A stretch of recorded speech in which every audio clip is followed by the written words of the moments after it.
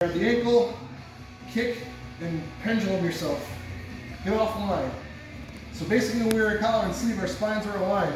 Now I'm off at like a 45-degree angle, and it's going to be easier for this hook to stay in place. This knee's going to come, or the foot's going to come from the bicep to the knee, extend out, fall, or sit up with them, fall to your side. Now this detail here is pretty big. I'm going to step on his hip and extend him out a little bit more, but I'm really trying to pull this ankle up more. Now when I weave out and around, his foot's in a good spot. I hook the far butt cheek, and he's going to stand up. And I'm going to start to try weaving my wrist around his ankle, because my goal is to sit him down and try to have that wrapped up in an ankle lock. So as he starts coming up, so like let's say I had him extended out still, and I start hooking, he starts coming up, I'm going to drop him down and hook the best I can. Now, we're wearing gis, so we need to make sure that we have this tight. Just like we were when he was standing. The knee that's in between needs to be driving towards his heel, and you need to be stepping on his heel with that other one.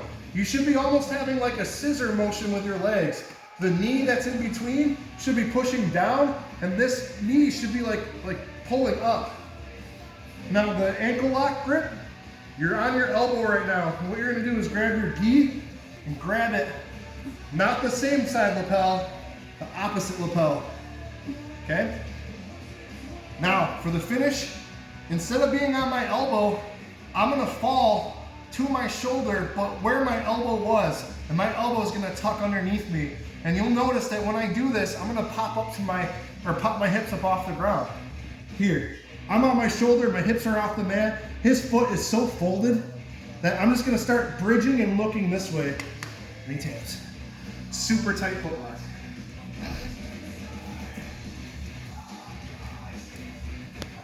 Collar and sleeve, ankle, pendulum, de lahiva. Knee, extend out and sit up, and then fall to your side to further that off balance.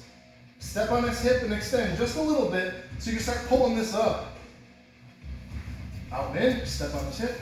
This one's gonna hook the butt cheek, and you're connecting your knee to your heel. And then as he starts coming up, basically what I'm trying to do is lift my knees straight up, and it's gonna take weight off of this leg, and then I'm gonna turn my knees out a little bit. So I'm going up and out with my knees, and that'll like turn the inside of his knee and force him to fall down. So at the same time, I'm gonna try to weave this hand inside and really get a good grip on his ankle. So I go up and then turn out. As he falls, I sit up with him and get a grip, and then re-bite the lock of the legs. So again, I'm pushing down and pulling up with the other leg here. Gi, feed it to your hand. I'm on my elbow. I'm gonna tuck my elbow behind me and fall to my shoulder. Notice how I'm belly down. I don't care about him. I'm not looking at him. And then I'm gonna start arching and looking away. Super tight lock. One more time. And yes, this is a move that everyone in here can do at their belt level.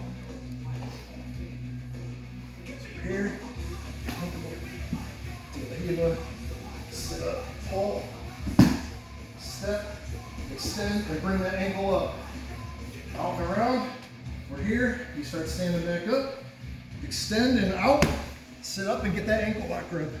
This might be a fight in and of itself, but once you get really good at it, I mean, you might have a finish like that.